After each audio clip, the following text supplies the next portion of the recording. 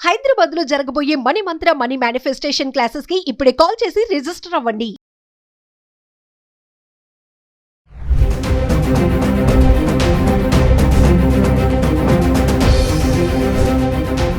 నమస్తే, welcome back to Suman TV. Present మనతో పాటు ఉన్నారు అనలిస్ట్ మందర్ కృష్ణారెడ్డి గారు. నమస్తే సార్. నమస్తే అమ్మా. సార్, పరువు హత్యల గురించి మాట్లాడుకుంటే ఒకసారి 2018కి వెళ్దాం. ప్రణయ్ అమృత, ఆల్రెడీ మీకు కేసు తెలిసే ఉంటుంది. అసలు అప్పట్లో అది మొత్తం హల్చల్ చేసింది ప్రణయ్ అమృతది. ఎంత దారుణం అంటే అంత దారుణం అనమాట.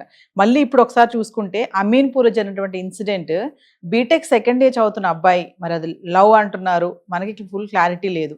తల్లి మాట్లాడదామని ఇంటికి పిలిచి చంపేయడం అంటే ఒక మనిషి చంపడము. ఇప్పుడు తప్పు చేసిన అమ్మాయి అయితే అమ్మాయిని శిక్షించుకోవాలి, కానీ అటువైపు ఉన్నటువంటి అబ్బాయిని ఎందుకు శిక్షిస్తున్నారు అనేది ఇక్కడ పాయింట్ సార్. ఈ పరువు హత్యలు అనేవి ఆగవా? ఇంకా ఈ పరువు ప్రతిష్ట అనేవి నడుస్తున్నాయి అంటే మనం సినిమాలో చూస్తూ ఉంటాం కదా, పరువు అంటారు, ప్రతిష్ట అంటారు. మరి జనాల్లో కూడా ఇంకా ఇవి ఉన్నాయా అంటే సార్ ఒక్కసారి ఈ అమీన్పూర్ ఇన్సిడెంట్ గురించి మాట్లాడుకుంటే. పరువు హత్యలు భారతదేశంలో, ముఖ్యంగా ఆంధ్రప్రదేశ్, తెలంగాణలో ఎక్కువ అలిదడులు సృష్టిస్తున్నాయి. కులం ప్రాతిపదిక, మతం ప్రాతిపదిక మీద చాలా జరిగాయి. గతంలో మతానికి సంబంధించిన వాళ్ళు హిందూ మతం నుంచి ముస్లిం గారి మృతులు, క్రిస్టియన్స్ పెళ్లి చేసుకోవడం అనేది ఒక పద్ధతిలో జరిగింది. తర్వాత దానికి జిహాద్ అనే పేరుతోటి ముస్లింలు దాని మీద చాలా పెద్ద పోరాటం, చాలా గందరగోళాలు జరిగాయి. కానీ ఈ కులాల మధ్య కుంపుట్లు ఏవైతే ఉన్నాయో, ఒక కులం వాళ్ళు మరొక కులం వాళ్ళని పెళ్లి చేసుకున్నప్పుడు పరువు హత్యలు అనేవి వస్తున్నాయి మెయిన్గా. దానికి ఉదాంతంగానే చెప్పాలంటే 2018లో మనకు జరిగినటువంటి అమృత వాళ్ళకి సంబంధించిన కేసులో మనం చూస్తే, మిర్యాలగూడకు సంబంధించిన కేసులో అమ్మాయి ఏమో ఉన్నత కులానికి సంబంధించిన అమ్మాయి, దళిత వర్గానికి సంబంధించిన అబ్బాయిని పెళ్లి చేసుకుంటే, ఆ అమ్మాయి తండ్రి మారుతిరావు అనే అతని వ్యక్తి ఆ అబ్బాయిని పిలిపించి అతనికి సుపారీ ఇచ్చి అతని మర్డర్ చేయించారు. తర్వాత అతను కూడా ఆత్మహత్య చేసుకున్నాడు. ఎంత జరిగింది. కానీ ఆ కేసు బాగా విపరీతంగా ప్రకటనలోకి వెళ్ళిపోయింది. అంటే అంత ముందు జరగలేదంటే చాలా జరిగాయి, కానీ ఈ ఉదంతం ఎక్కువగా బయటకు వచ్చింది. ఆ అమ్మాయి చాలా గట్టిగా బాధించింది, తల్లిదండ్రులకు వ్యతిరేకంగా పోరాడింది. అందువల్ల దీని case national level, international level కూడా వెళ్ళిపోయింది. ఆ తర్వాత వరుసగా పరంపరగా కొన్ని వందల వేల కేసులు మనం చూసాం. దాంట్లో భాగంగానే ఇప్పుడు అమీన్పూర్లో జరిగినటువంటి కేసు కూడా అలాంటిది. దీనికి అబ్బాయి పేరు సాయి అనేటువంటి కుర్రాడు కృష్ణా జిల్లాకు సంబంధించిన వాడు. అతను ఈ అమీన్పూర్ కూకటిపల్లికి దగ్గరలో ఉండే ఒక స్కూల్లో, కాలేజీలో అతను ఇక్కడ చదువుకున్నాడు. దానికి కారణాలు వాళ్ళు ఇక్కడికి రావడమో లేకపోతే ఇక్కడ ఉండిపోవడమో ఏదో జరిగింది. 10th క్లాస్లో ఒక అమ్మాయిని చూశాడు, అమీన్పూర్కి సంబంధించిన అమ్మాయి.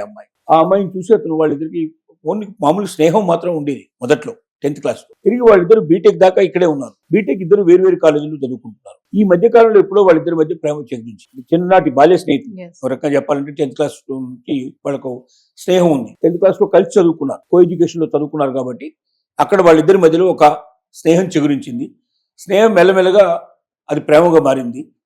ఇద్దరికి బాగా ఇష్టమైంది. బీటెక్ చదువుతున్నారు ఇద్దరు కూడా వేరు కాలేజీల్లో. వాళ్ళు ప్రేమించిన విషయాన్ని ఇళ్లలో చెప్పుకున్నారు. తెలిసిపోయింది, ఇళ్లలో తెలిసింది. తెలిసినప్పుడు ఇక్కడ వాళ్ళ ఇంట్లో, అబ్బాయి ఇంట్లోనూ వ్యతిరేకించారు, అమ్మాయి ఇంట్లో ఇద్దరు వ్యతిరేకించినప్పటికీ వాళ్ళకి ఆగల. వాళ్ళిద్దరు కలవడం మొదలుపెట్టారు, శారీరకంగా కూడా కలుసుకున్నారు. తద్వారా అమ్మాయి ప్రెగ్నెన్సీ కూడా వచ్చింది. ఇక్కడ దాకా ఒక కథ, మామూలు కథే. దీని తర్వాత జరిగింది ఏమిటంటే, సడన్ గా ఆ అబ్బాయిని అమ్మాయి వాడి ఇంటికి పిలిపించారు, మాట్లాడాలని. మరి పిలిపించారు అని వీళ్ళు చెప్తున్నారు, కాదు ఆ అబ్బాయి వచ్చాడని వాళ్ళ తల్లి చెప్తోంది. వర్షన్ ఏందో మనకు స్పష్టంగా తెలియదు, కానీ ఇంటికి రావడం అయితే ఖాయంగా జరిగింది. మాట్లాడడం జరిగింది. ఆ అమ్మాయిని కొట్టడం ప్రారంభించారు. తల్లి కొట్టడం స్టార్ట్ చేశారు. 4 months ప్రెగ్నెన్సీ అయిందని చెప్పంగానే కొట్టడం ప్రారంభించారు. ఆ అమ్మాయిని కొడుతూ ఉంటే ఈ అబ్బాయి అడ్డుపడ్డాడు. అమ్మాయిని ఎలా కొడతారు, కొట్టడానికి వీల్లేదు అని ఈ అబ్బాయి అడ్డుపడ్డాడు. బ్యాట్ తీసుకొని ఈ అబ్బాయిని కొట్టేసి ఈ అబ్బాయి చనిపోయాడు. ఇద్దరిని తీసుకెళ్లి హాస్పిటల్లో జాయిన్ చేయడానికి తీసుకెళ్లారు. అంటే ఇంకా బతికే ఉన్నాడని ఉద్దేశంతో తీసుకెళ్లారు, కానీ అప్పటికే చనిపోయారని చెప్పి డిక్లేర్ చేశారు. ఆ అమ్మాయిని హాస్పిటల్ జాయిన్ చేశారు. అమ్మాయికి ఇప్పుడు బాగుంది. తల్లి చెప్పే వర్షన్ ఏంటంటే, ఆ అమ్మాయికి 4 months ప్రెగ్నెన్సీ అని తెలిసిన తర్వాత ఇంట్లో వాళ్ళు కొడుతున్నారు, నన్ను బయటికి రానివ్వడం లేదు అని అబ్బాయి మెసేజ్ పెట్టింది అబ్బాయికి. అమ్మాయి మెసేజ్ పెడితే అబ్బాయి మా ఇంటికి వచ్చాడు. మా ఇంటికి వచ్చినప్పుడు మా అమ్మాయిని మేము కొట్టుకుంటాను, తిట్టుకుంటాను, నువ్వు అని చెప్పి అమ్మాయిని కొట్టాము. మేము అమ్మాయిని కొడుతుంటే అతను అడ్డుపడ్డాడు. అతను దెబ్బలు తగిలేదు, అతను చనిపోయినాడు అని తల్లి వర్షం చెప్తుంది. కానీ అబ్బాయి పెద్దనాన్న ఎవరు అంటే, అబ్బాయికి పేరెంట్స్ లేరు సార్, పెద్దనాన్న దగ్గరే పెరుగుతున్నాడంట. పెద్దనాన్న చెప్పే విషయం ఏంటంటే, అబ్బాయిని పిలిచారు, మాట్లాడదాం రమ్మని ఇట్లా చంపేశారనేసి పెద్దనాన్న చెప్పే వాదన. ఎలా చెప్పినా ఏం జరిగినా ఇక్కడ జరిగింది ఏమిటి, అమ్మాయి వాళ్ళ ఇంట్లో అబ్బాయిని చంపేశారు. ఇది వాస్తవం. పిలిస్తే వెళ్ళారా, ఆ అమ్మాయి ఫోన్ చేస్తే వెళ్ళాడా, అమ్మాయి మెసేజ్ పెడితే వెళ్ళాడా, వెంటనే ఎలా వెళ్ళినా జరిగింది ఏమిటి, హత్య అయితే జరిగిపోయింది. అంటే ఏమిటి, వాళ్లకు ఈ అమ్మాయిని ఇచ్చి పెళ్లి చేయడం ఇష్టం లేదు, లేదు. వీళ్ళని విడగొట్టాలనుకున్నారు, మర్యాదగా చెప్పారు, రకరకాలుగా బెదిరించారు, అన్నిటికీ అతను వీళ్ళు ఏమి దేనికి లొంగలేదు, చివరికి ఇద్దరు ఒకరు కావాలనుకున్నారు, జీవితాన్ని ముందుకు తీసుకెళ్లాలనుకున్నారు. అసలు ఒకటి మొట్టమొదటి ఆలోచించాల్సిందంటే బిడ్డల్ని కన్నాం కాబట్టి ఆ బిడ్డల్ని కొట్టడానికి కానీ చంపడానికి కానీ మనకు హక్కు ఉంది అనుకోవడం అనేది కరెక్ట్ కాదు. అది వాళ్ళ బిడ్డల్ని కాదు, వేరే వాళ్ళ బిడ్డల్ని. ఎవరిని కొట్టడానికి లేదు, ఎవరిని చంపడానికి వీల్లేదు, మనకు హక్కే లేదు. Yes. మన బిడ్డను కానీ ఇంకో బిడ్డను కానీ చెప్పడానికి మనకు హక్కు లేదు. మానవత దృక్పథంతో ఆలోచించాల్సిన అవసరం ఉంది. బిడ్డను పెంచిన మాట వాస్తవమే, వాళ్ళు మేజర్ అయిపోయిన తర్వాత వాళ్ళ హక్కులు వాళ్ళకు ఉంటాయి. వాళ్ళు ఎవరిని కావాలంటే వాళ్ళు పెళ్లి చేసుకోవచ్చు, వాళ్ళ జీవితం ఎలా కావాలంటే అలా గడపచ్చు.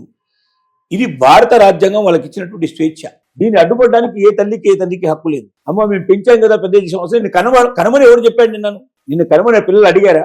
ఎవడైనా బిడ్డ కానీ కొడుకు కానీ వచ్చి తల్లిదండ్రులని నన్ను కనండి, నేను మీకే పుట్టాలనుకుంటున్నాను కాబట్టి నన్ను కనమని వాళ్ళు చెప్తే మీరు కంటే తప్పు వాళ్ళది అవుతుంది.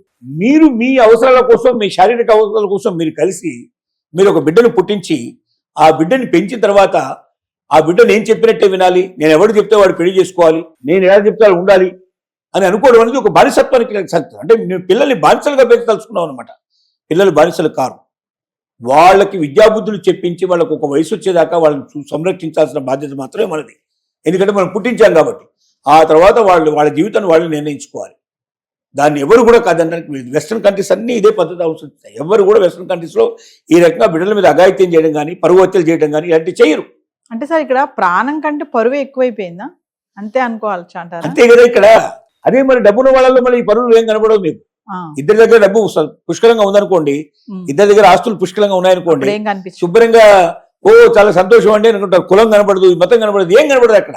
ఇది మధ్యతరగతి జీవితాల్లోనే ఎక్కువ వస్తాయి. నిమ్న కులాల్లో కూడా, దళిత కులాల్లో కూడా ఇది పెద్దగా ఉండవు. దళితులు కూడా ఏంటంటే ఒక కలిసిపోతారు, పెద్దగా వాళ్ళకు కూడా ఇబ్బందులు ఏమి ఉండవు. ఎవరికి వచ్చిందంటే మెయిన్గా ఇక్కడ ఈ మధ్యతరగతి వాళ్ళల్లోనే ఈ సమస్య వస్తుంది. ఈ సమస్య వీళ్ళంత తొందరగా ఆగాల్సిన అవసరం ఉంది. ఇది ఇంకా ముందుకు వెళితే చాలా ఇంకా కొన్ని వేల లక్షల మంది ప్రాణాలు పోయే అవకాశం ఉంటుంది. ప్రభుత్వం కూడా దీన్ని సీరియస్గా ఆలోచించాలి.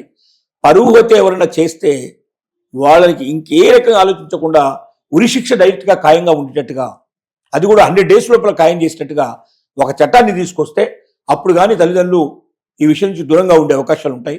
లేకపోతే అప్పటిదాకా మాత్రం ఏళ్ల తరబడి కేసు పడుతుంది. కేసు ఏమవుతుంది, కోర్టులో పడుతుంది, 10 ఏళ్ళు 15 ఏళ్ళు నడుస్తుంది, కింది కోర్టు నుంచి పై కోర్టు దాకా వెళుతుంది. ఈ లోపల వాళ్ళ లైఫే అయిపోతుంది. అందుకే ఇంత నిర్భయంగా చేసేందుకు ప్రయత్నం చేస్తున్నారు. మరి అభం శుభం తెలియని పిల్లలు బీటెక్ చదువుతున్నాడంటే ఏముంది, ఇంకా చాలా జీవితం అంతా ముందే ఉంది. ముందుండే జీవితాన్ని ఇక్కడ నాశనం చేశారు. ఎవరి బిడ్డ అయినా బిడ్డే, ఇంకొకరి బిడ్డని చెప్పడానికి మనకు హక్కు లేదు. ఇలాంటి ఘాతుకానికి పాల్పడ్డట్టుకు ఖచ్చితంగా ఆ తల్లికి, దాని వెనక ఉన్న వాళ్ళు ఎవరో వాళ్ళకి తగిన శిక్ష పడితేనే కానీ భవిష్యత్తులో ఈ పరిస్థితి ఉండదు. ఇప్పుడు ఆ అమ్మాయి ఏమిటి, అమ్మాయిని ప్రెగ్నెన్సీ తీయించేసి ఇంకొకరికో పెళ్లి చేయాలి. అమ్మాయి జీవితంలో ఆనందంగా ఉంటుందా, ప్రశాంతంగా బతకగలుగుతుందా? అంటే అమ్మాయిని కాపాడేసుకుంటున్నారు సార్, అవతల అబ్బాయిని మాత్రం చంపేస్తున్నారు. ఇక్కడ అమ్మాయిని కాపాడారు, ఇంకా చాలా కేసుల్లో సొంత బిడ్డల్ని చంపేశారు, బిడ్డల్ని హత్య చేశారు, ముక్కలు నరికేసిన కేసులు ఉన్నాయి. కాబట్టి ఈ కేసులన్నీ కూడా చూపించేది ఏంటంటే మానవత్వాన్ని మర్చిపోతుంది మనిషి. పరువని, మర్యాదలని ఒక అడ్డం పెట్టుకొని, ఓ తెర వేసుకొని మన బిడ్డల్ని మనమే చంపుకుంటున్నాం, లేదా ఇంకో బిడ్డని చంపేస్తున్నాం, మనం అమాంతంగా చంపేస్తున్నాం. ఈ హక్కు లేదు. ఇది చాలా అమానుష్యమైన విషయం. ఈ విషయం నుంచి బయటకు వచ్చి సమాజం మారాల్సిన అవసరం తప్పనిసరిగా ఉందని తెలియజేస్తున్నాం. Thank you sir.